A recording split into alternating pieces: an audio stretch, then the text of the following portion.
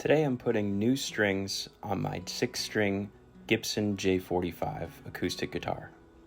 I use Martin medium acoustic strings. You'll need pliers and a string winder. Take off all of the old strings and make sure to use the same bridge pins for each string. I find that's just a little bit easier on the neck if you keep the same tension on the bridge pins. Now is a good idea to clean up the neck of the guitar. Clean up the frets, clean up the whole body, give it a nice polish, and shine it up good.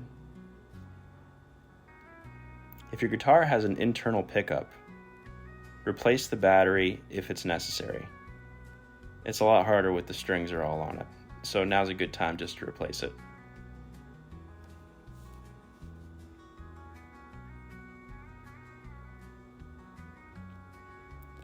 Replace the saddle with the risen part aligned with the second string.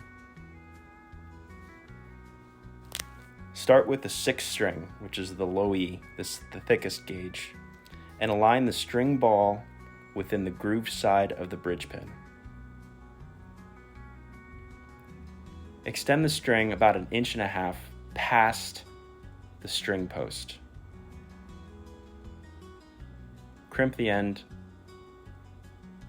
slide it in, and start winding it up.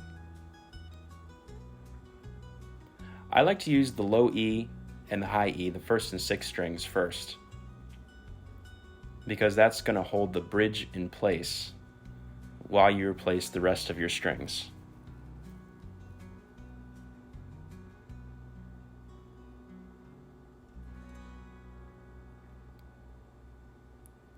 Make sure that all of the strings are being wound in such a way so that the strings are inside the neck of the guitar,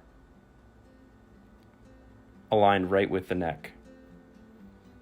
I go back and forth from the 6th to the 2nd, and I go the 5th and the 3rd, then the 4th string, the D string, to end it.